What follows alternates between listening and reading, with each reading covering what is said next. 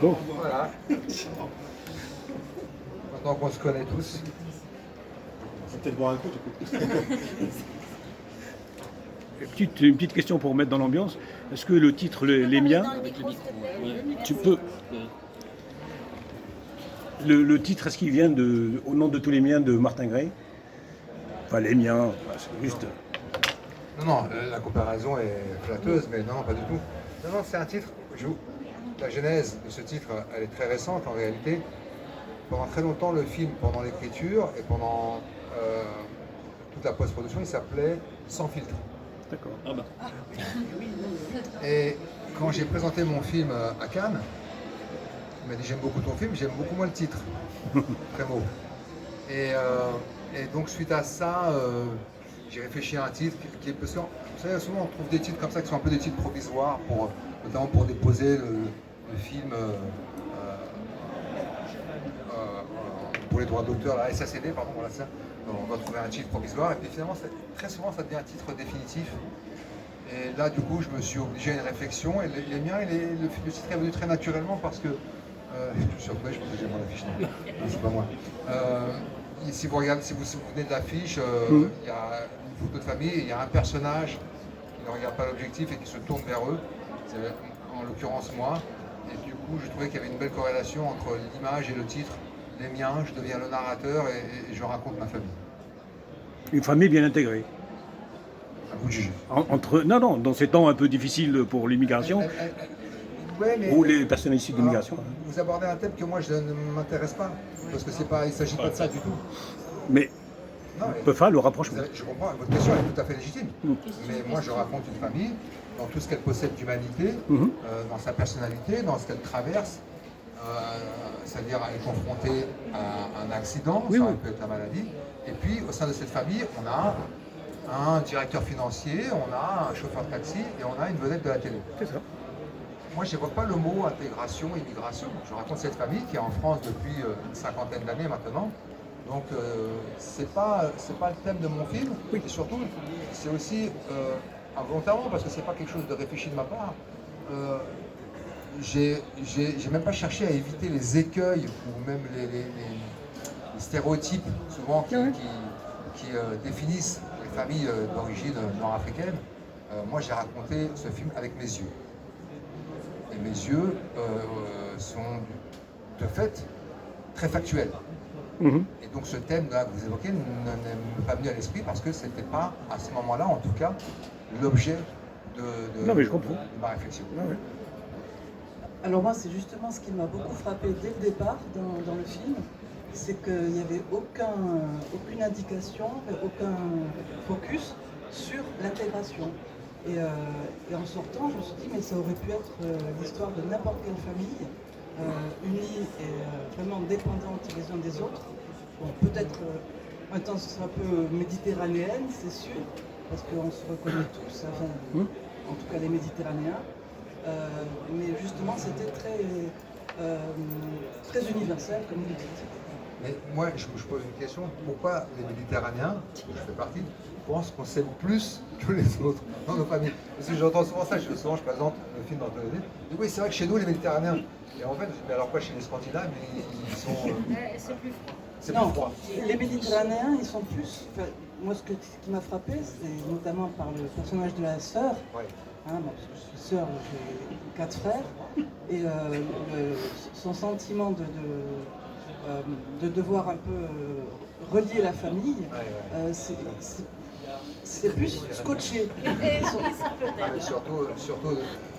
Surtout de relier la famille, mais surtout finalement de prendre le relais ensuite des parents disparus et d'apporter le soutien,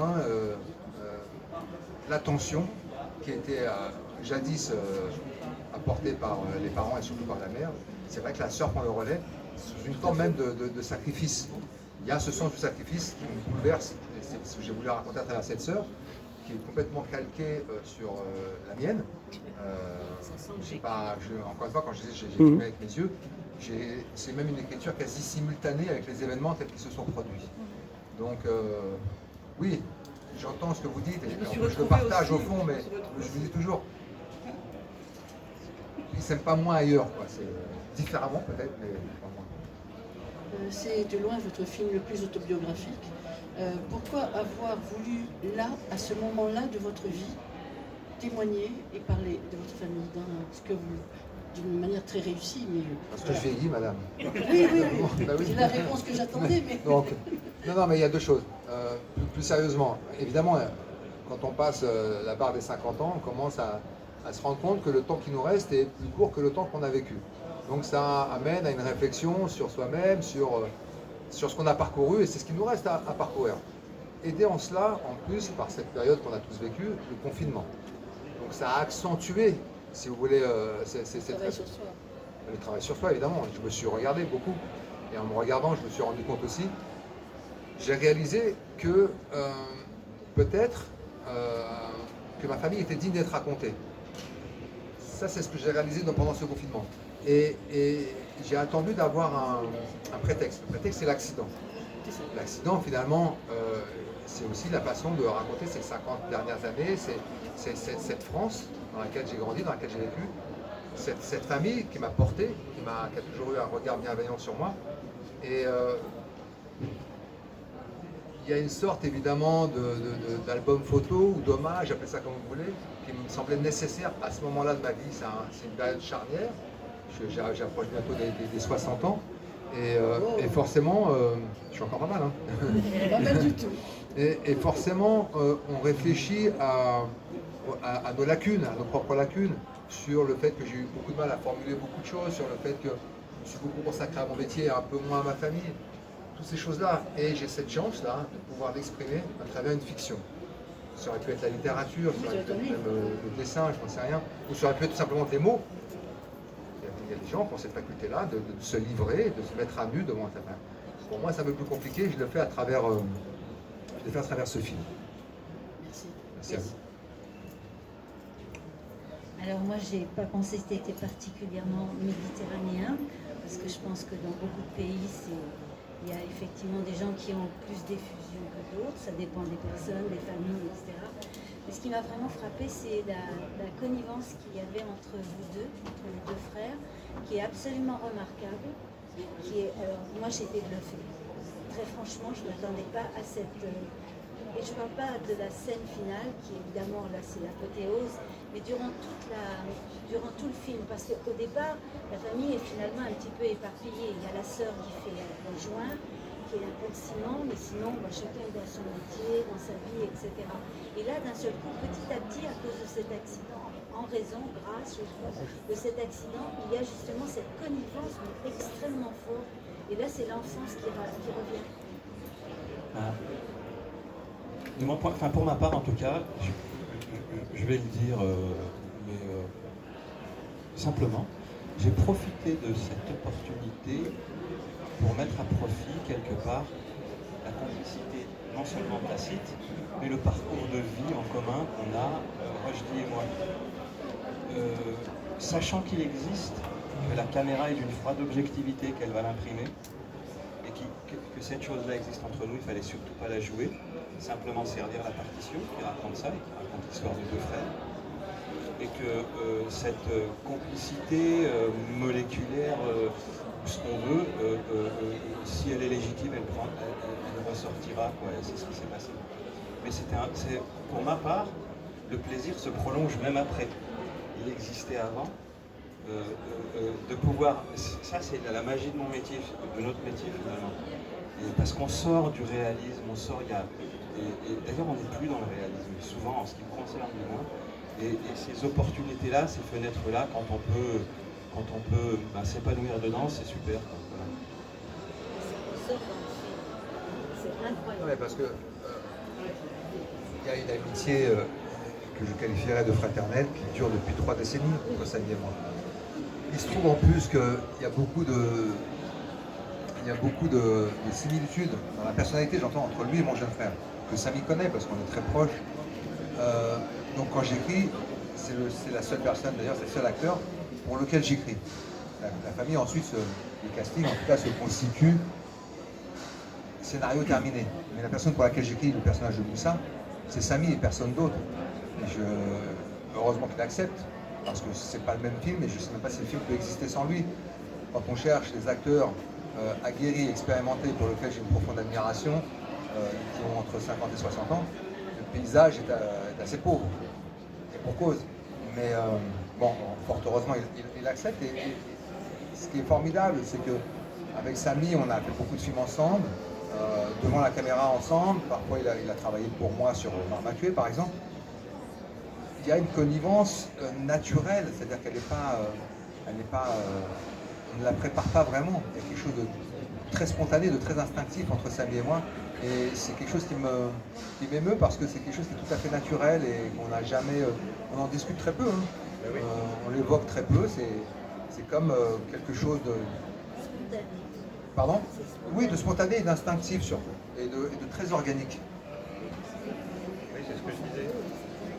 Vous avez mentionné du coup votre alchimie à vous deux et à vos deux personnages, mais il y a une alchimie globale, il y a vraiment un sentiment familial très fort. Je voulais savoir s'il y avait eu une préparation avant le tournage pour faire connaissance, je pense notamment à Nina et les jeunes acteurs. On voit qu'il y a une vraie alchimie entre tous les personnages. Ouais, en fait, ce qui était assez particulier, c'est que comme le film a été préparé en très peu de temps et très vite, on n'a pas vraiment eu le temps de tous se rencontrer avant. Donc il y a moi, mon père et Anaïd qui sommes de la même famille. Et ensuite, Samy, Karl et tout le reste, on ne se connaissait pas.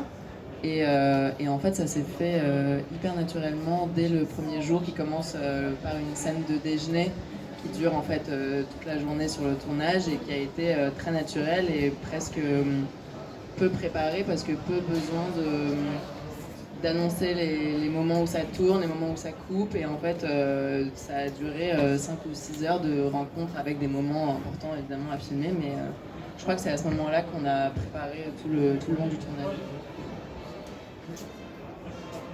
Après, ça, c'est la partie qu'on ne peut pas inventer quand on est metteur en scène et qu'on ne maîtrise pas. Avoir comme ça, dès les premiers jours, une dizaine d'acteurs sur le plateau, le fait que je n'ai pas eu à gérer par exemple des égos, c'est une chance incroyable, ça arrive souvent. On travaille et voilà, il y a des acteurs plus vulnérables que d'autres. Là, à la tête de ce groupe, il y a évidemment l'expérience de Samy, celle différente mais non moins négligeable de Rachid Bouchard. Ils sont dans une attitude de transmission. Et donc, l'amalgame entre la nouvelle et l'ancienne génération fonctionne tout de suite. Mais ça, je ne le maîtrise pas. C'est-à-dire que moi, je viens voler des moments d'échange, mais si ça ne se produit pas, je ne peux pas les créer. Ou alors, si je les crée, je les fabrique et ça devient très superficiel. Donc ça, c'est le facteur chance. C'est-à-dire que avec la directrice de casting, on essaie de constituer cette famille, mais ce qui va nous indiquer que ça fonctionne ou pas, en vérité, on a peu d'éléments, on a peu d'indicateurs. C'est le plateau, et dès les premiers jours, vous savez tout de suite si, comme on dit, la sauce va prendre ou pas. Et là, c'est vrai que ça a été comme ça sur le premier jour, le dernier jour de tournage, et la scène de fin est assez révélatrice de ce qu'on a vécu, parce que, deux petits mots sur cette scène de fin sans trop la révéler, elle n'est pas écrite au scénario. Je ne sais même pas que je vais la tourner le jour où je la tourne. Parce que je ne sais pas comment terminer mon film. C'est le dernier jour de tournage, et tous les acteurs sont réunis. Et donc cette idée de faire intervenir tout le monde, elle naît naturellement, instinctivement. Tout le monde vient sur la scène et il se passe ce que vous avez vu. Et ça ne s'invente pas. Et quand je prends à la fin Samy dans mes bras, c'est Samy que je prends dans mes bras, c'est pas le personnage. Je suis en train de le remercier de ces 4 semaines intensives qu'on vient de traverser ensemble et du cadeau qu'il m'a fait de son investissement dans ce rôle. Pendant le tournage, vous receviez des suggestions des acteurs pour leur personnage? Ce n'est que des suggestions. Moi, je leur offre un terrain de liberté. Avec la seule chose que je leur impose, c'est l'enjeu de la scène. On le connaît tous. On sait ce qu'on veut qu'il émane de cette séquence. Mais à l'intérieur de cette séquence, chacun doit trouver sa place. Tout le monde connaît son parcours. Chaque acteur a une fiche très détaillée de son parcours et il sait d'où il vient, il sait où il va, il sait à quoi il aspire.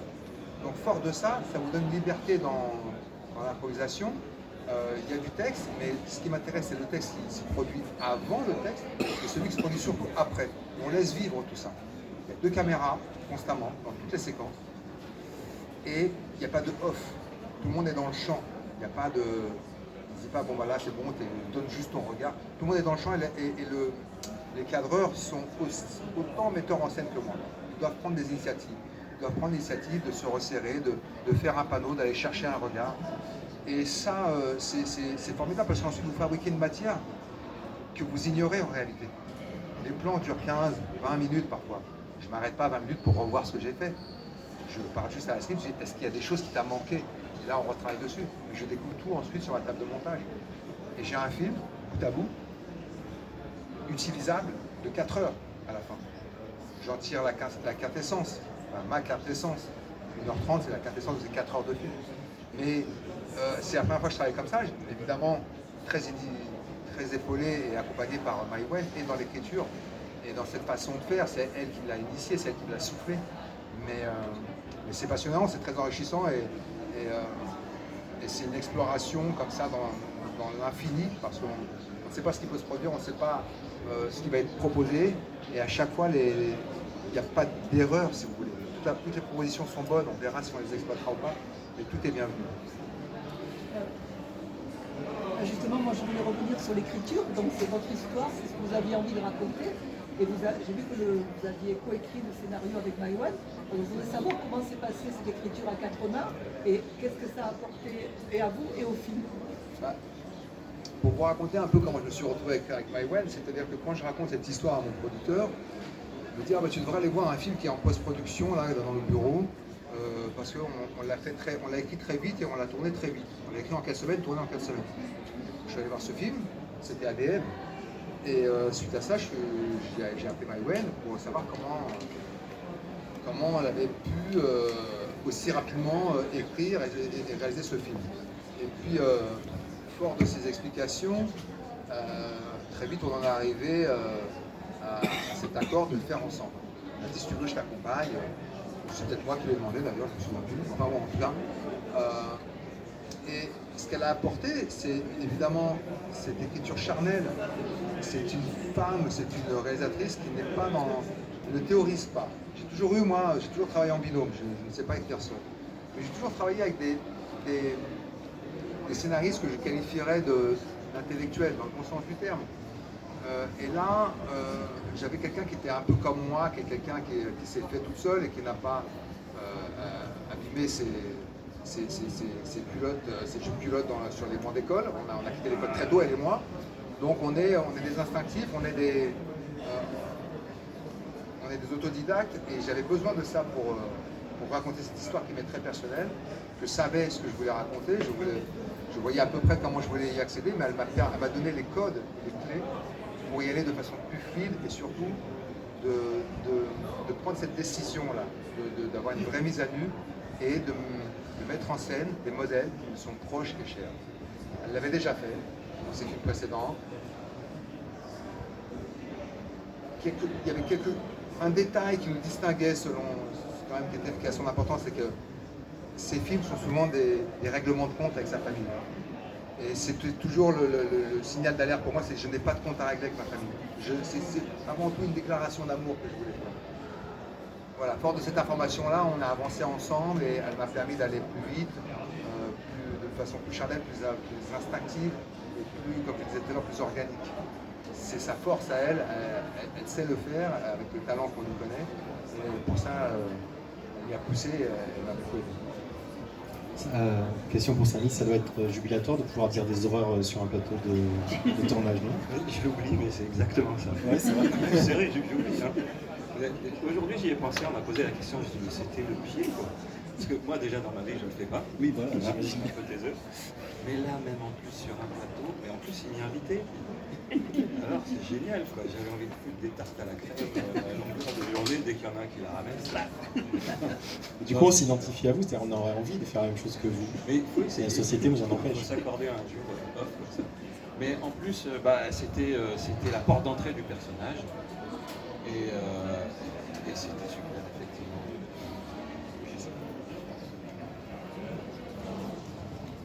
Une question pour cette jolie jeune fille. C'est comment de travailler avec son père sur un plateau? C'est. Il n'écoute pas, il n'écoute pas. C'est très bien, c'est pas bon. Non. Il faut se lâcher comme. Et bah c'est ça, en fait, c'était un peu la question, c'était de. Il y a au début un peu d'appréhension à l'idée d'être dirigé par son père devant toute une équipe. Et en fait, assez vite, ça a été une manière... Moi, c'était ma première expérience de long métrage, donc il y avait des moments où j'avais besoin d'être un peu poussée. Et avec toute la bienveillance d'un père qui sait aussi comment... Et l'exigence. Et l'exigence qui sait aussi comment amener sa fille et son actrice à des endroits pour crier, pleurer, voilà. Et en fait, ça a été du coup ça a été une expérience assez... Enfin, je pense que je me considère assez chanceuse, bien sûr, d'avoir été dirigée par mon père pour une première expérience, pour réussir à aller à des endroits où je pense j'aurais eu un peu plus de mal autrement. Pas trop dur, il n'a pas été trop dur. Non, en fait, elle a même... je me suis sentie dirigée de la même manière que les autres acteurs, hein, ce qui était un peu, je pense, ce qu'on voulait autant lui que moi, de ne pas sentir de privilège ou de difficulté à rajouter, quoi. Honnêtement, je ne sais pas être dur. Je ne crois pas au fait qu'on puisse obtenir d'un acteur des choses, des émotions, des intentions en les bousculant ou en les remuant. C'est le sujet du jour. Pardon? Avec la venue d'Atif Keshish, c'est bien le sujet du jour ici, insinué. Je pense pas qu'il soit dur. Non? Là, Samy pourra vous en parler, il a travaillé avec lui. Mais pour l'instant, restons-en. Les miens, là. Restons entre nous. Moi, je sais que... Non, mais moi, j'ai quand même plus fait l'acteur que le réalisateur. Et je sais qu'à chaque fois, ce que les metteurs en scène ont exigé de moi, ils l'ont toujours obtenu dans la douceur. Et ça, j'y crois. Mes plus beaux rôles, en tout cas ceux que je considère comme les plus beaux rôles, les plus aboutis, les plus réussis, où j'ai réussi à aller dans un ailleurs qui n'était pas forcément évident au départ, c'est parce que d'abord la sémantique, elle est importante, trouver le mot qui correspond et qui va pouvoir donner l'indication à l'acteur, la couleur notamment, mais je ne crois pas à la dureté. En tout cas, sur moi, ça ne fonctionne pas, donc je ne peux pas, à mon tour, quand je me retrouve metteur en scène, utiliser cette méthode. Après, tu voulais ajouter quelque chose, Samy, là-dessus? Non, c'est exactement ça. C'est exactement ça. Ici, c'est marrant, je l'écoutais et je me rappelle la première fois où il m'a dirigé, c'est pour Omar Mathieu. Et Omar, il était taiseux lui aussi. Et attention, le pire, c'est que le peu de choses qu'il avait à dire, c'est un combat pour lui de formuler ces choses-là. Donc il y avait un vrai travail en plus sur ça. Mais non, je le rejoins pleinement, c'est-à-dire que, vous savez, un plateau, il y a déjà une énergie qui se dégage, une énergie collective. Se faire diriger, ça marche à deux, c'est comme la danse. Il y a un désir d'abord, puis il y a un dialogue irrationnel, ou rationnel, je ne sais pas, mais il y a quelque chose comme ça qui va ensemble. Et c'est pas une histoire de force, c'est une histoire de séduction, c'est une histoire de partage, puis ensuite c'est une mise en danger, et puis ça devient euphorique, excitant. Voilà, c'est le propre de... Voilà. Donc c'est calme sur le plateau, il n'y a pas de son plus haut cloche. Parce qu'Ormillac disait qu'il faisait ça, il y a pas de... C'est calme sur le plateau, il n'y a pas d'éclat de voix. De ma part? Oui, non, sur les pas. Non, jamais. Non, mais je ne suis pas quelqu'un qui crie, moi. Ouais, en tout cas jusqu'à présent. Hein. Mais je n'y crois pas, vraiment. Je ne crois pas à obtenir les choses dans une forme de violence, en tout cas, ou de m'imposer. Je crois vraiment au fait qu'on comprenne tous ensemble que c'est d'abord une œuvre collective, un film. Donc c'est quelque chose qui est basé essentiellement sur l'écoute. Et donc pour s'entendre, il faut qu'on soit tous attentifs, comme on l'est là maintenant.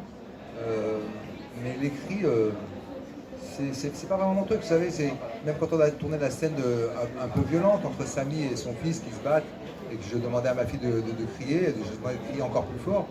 Et je me souviens d'une chose très importante qu'elle m'a dit à ce moment-là. Elle m'a dit, mais c'est pas évident pour moi parce que je n'ai jamais crié. Et en fait, on n'est pas des...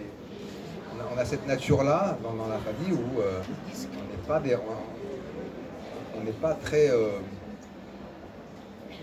très proche très je cherche le mot qui m'échappe, mais voilà, on a du mal avec l'hystérie. Et c'est en plus c'est beaucoup plus émouvant et beaucoup plus beau d'obtenir d'un acteur ou d'une actrice quelque chose. Vous avez demandé calmement, doucement. C'est plus satisfaisant en plus. Le résultat est souvent plus satisfaisant. Dans la scène du repas de famille, il y a énormément de choses qui sont dites. Je voulais savoir, je vais vous poser une question par rapport au dialogue. Ton fils dit à un moment donné, il parle de Julian Assange. Ça, et il y a beaucoup de choses qui se croisent, vraiment comme dans le repas de famille. Je voulais savoir si ça avait été mis en scène. Donc je sais que j'ai compris qu'il y avait 2 caméras, donc ça donne quand même plus de possibilités. Mais au niveau justement du montage après, pour quand même que les sujets qui sont abordés soient audibles, même en passant, et que ça se croise. Il y a quand même un boulot au niveau du montage et du mixage aussi. Comment vous avez procédé? Est-ce que d'abord c'est écrit et ensuite au niveau du montage et au niveau du mixage? Mais déjà, puisque je vous parlais juste avant de l'écoute, ce qui est important, c'est que ce que vous entendez, c'est parce que aussi les personnages l'entendent. C'est-à-dire que si à un moment c'est un brouhaha archaïque comme ça, effectivement il y a plein d'infos qui sortent de partout et ce que j'aime c'est justement ces petites infos qui sont distillées ici et là, qui déterminent aussi la personnalité des personnages, surtout dans cette première scène qui est une espèce de présentation, une espèce de préface de ce qui nous attend et chacun doit défendre un peu ce qu'il est. Et Assange, c'est pas du texte. Il faut que tu t'informes aujourd'hui sur ce qu'est le complotisme. Et donc, quels sont leurs sujets de prédilection. Donc, quand il me parle d'Assange ou quand il parle de Kubrick qui a filmé, moi, je ne sais pas ce qu'il dit, voilà, c'est ça dont j'ai besoin, nourris-toi de ça. Et donc, Karl Malapa, puisqu'il s'agit de lui dans le film, il est préparé, il a travaillé son personnage. Et c'est ce qui permet de nourrir et d'étoffer des scènes comme celle-là. Quand je disais tout à l'heure que c'était un travail collectif, c'est-à-dire que aussi la script, qui elle est la seule qui a la vraie distance, qui est derrière un écran, c'est la seule, elle me dit, après elle me souffle, après les séquences qu'on a tournées, elle me dit, il y avait telle chose intéressante qui nous a échappé, donc on peut y revenir, je peux en faire un sort. Mais voilà, c'est surtout ce que je ne cesse de répéter à mes acteurs, c'est de trouver votre place et sans vous imposer. C'est-à-dire que c'est important que ce ne soit pas des numéros d'acteurs, que ce soit vraiment des personnages qui s'expriment et non pas des performances d'acteurs. Et à l'intérieur de ça, moi quand je découvre et qu'on déroche, je découvre plein de choses. Et j'y ai mis après dans le film ce qui me paraissait être le plus intéressant. J'ai jeté plein de choses à la poubelle. Enfin, la poubelle, non, c'est un tiroir plutôt, ce genre-là, mais qui sont tout aussi passionnantes. C'est un crève-cœur ensuite de faire un choix. Le mixage. Le mixage, après, on est tous équipés, mais le mixage, c'est un travail pour moi, très honnêtement, je ne regarde que le résultat, je ne comprends même pas comment ils font. Parce que on a fait très peu de post-synchronisation, ce pas des scènes qu'on peut ensuite doubler, etc. Mais c'est des centaines, des milliers de boutons, je n'y comprends rien. Quand je vois ensuite le travail, le résultat du travail, entre ce que j'ai pu voir moi sur la table de montage, et une fois que le film est mixé, d'un coup on redécouvre un autre film, on redécouvre effectivement des phrases qu'on n'avait jamais entendues pendant les mois où on était en train de monter le film. Il faut ressortir ça, mais je dis ça avec beaucoup de bienveillance, hein, c'est des geeks, c'est un autre monde. Et ça, plus la musique, etc., c'est ce qui vient donner ensuite la puissance du film. Le mixage, c'est quelque chose qui c'est pas quelque chose c'est quelque chose qui est difficile à comprendre dans sa conception et de la façon dont il procède, mais qui est essentiel à la qualité d'un film, surtout d'un film comme celui-là, où il est question beaucoup de... c'est un film assez bavard finalement. Donc le mixage est très important. Mais je ne saurais pas vous expliquer comment ils procèdent. Chaque fois que je vais les voir, ils ont des lunettes, ils font voilà ce qu'on va faire, regarde, c'est super, c'est formidable. Et ce qui est formidable en plus, pourquoi je suis bienveillant quand je dis c'est des geeks, c'est qu'ils ont une vraie sensibilité. C'est-à-dire que je vois aussi qu'ils comprennent le film. Et ça c'est important. C'est pas uniquement des gens qui travaillent sur le son, c'est des gens qui travaillent aussi sur l'émotion. Et aujourd'hui, c'est très jeune, hein, moi je travaille avec une équipe, la plupart des techniciens ont entre 30 et 35 ans. Donc c'est intéressant de voir ça aussi, de voir à quel point ils ont cette sensibilité-là, maîtrise du son et de l'image, mais également de l'émotion. Et tant qu'il y a l'émotion, tant que l'émotion prend une place essentielle, après on peut tout imaginer, mais on sent que chez eux, c'est pas quelque chose qui est négligé. Le personnage de Samy Bouajila, vous avez tout de suite imaginé avec une femme en rupture, c'est quelque chose qui est venu au scénario avec. Je n'ai rien imaginé, monsieur. Enfin, je veux dire, vous l'avez, pour votre scénario, vous l'avez tout de suite voulu comme ça, ou est-ce que c'est travaillé avec Mike Wayne? C'est ce que je disais en début d'interview, j'ai filmé avec mes yeux, c'est-à-dire que j'ai raconté l'histoire de mon frère, et cette histoire aussi qui était parallèlement, il y avait aussi cette déception sentimentale un peu étrange avec une femme fantôme. J'ai pas beaucoup de mérite, j'ai rien inventé en réalité. Même le divorce, c'est le verbatim de ce que m'a raconté mon frère dans le déroulement tel qu'il s'est passé à ce moment-là. Donc c'est une écriture quasi en simultané avec les événements, et je suivais parallèlement la convalescence de mon frère. Donc avec Mike Wayne, on s'est attelé surtout à être en connexion avec le direct. On est allé voir aussi les membres de ma famille, on les interrogeait sur la façon dont ils percevaient les choses, la façon dont ils les subissaient. C'était intéressant d'ailleurs de voir en fonction de la personne et de la place qui était la sienne au sein de cette famille, la façon dont les choses étaient vécues. Ils vous racontent la même histoire, et pourtant il y a qu'une seule histoire. Et en fonction de votre positionnement et de votre personnalité, votre vulnérabilité, l'histoire n'est pas vécue de la même façon. Donc c'est ça qu'on a essayé de retransférer avec Mike Wayne. C'est pour ça que je dis qu'elle a une écriture charnelle, c'est-à-dire qu'elle s'inspire de ce qui est dit, et Mike Wayne, elle a cette faculté-là, et là je parle d'un point de vue viscéral, à être dans le cœur des personnages. Moi j'aimerais revenir sur ce que je trouve être une qualité du film, c'est justement le jeu sur les émotions.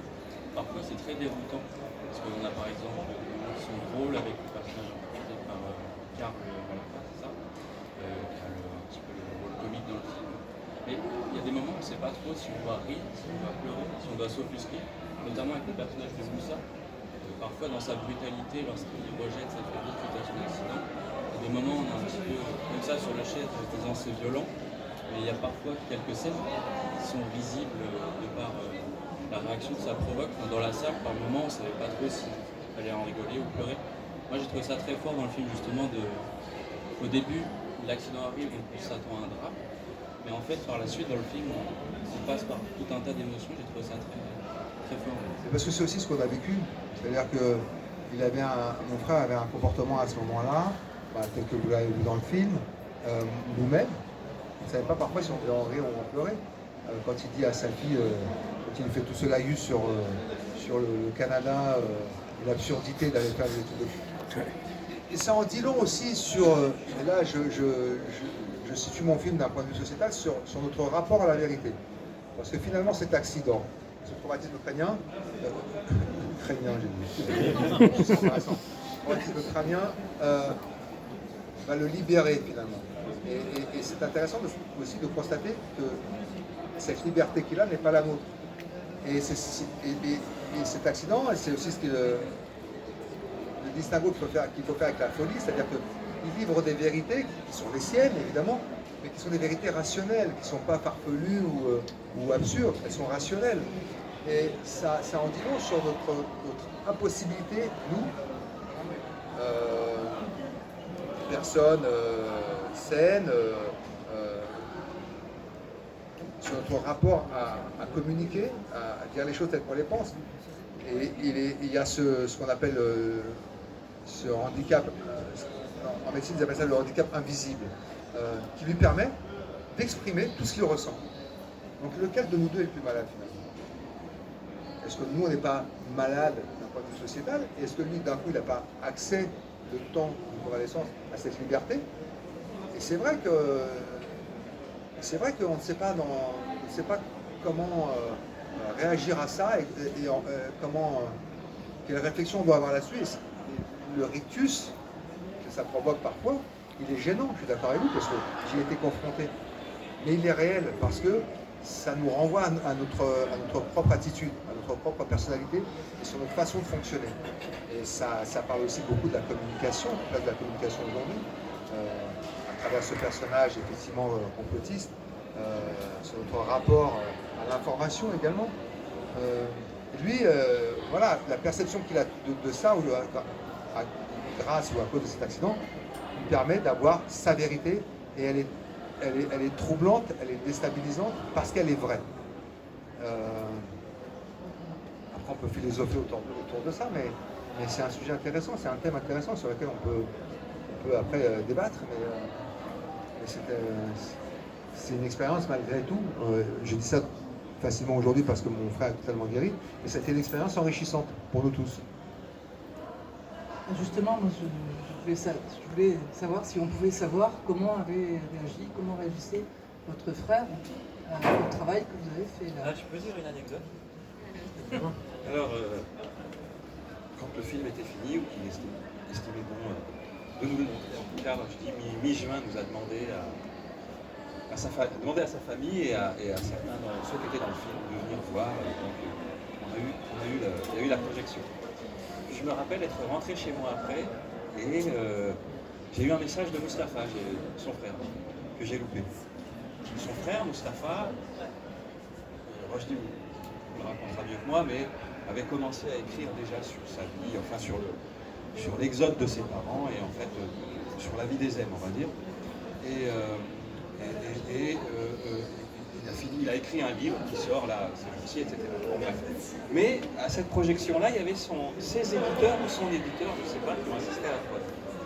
Et donc dans le message que j'ai écouté, il me dit, oui, tu sais Samy, écoute, je voulais te dire, mon éditeur m'a dit, dis donc, j'ai l'impression que Samy t'a volé ton âme. Et j'ai trouvé ça super. Donc voilà la réaction. Non mais en plus,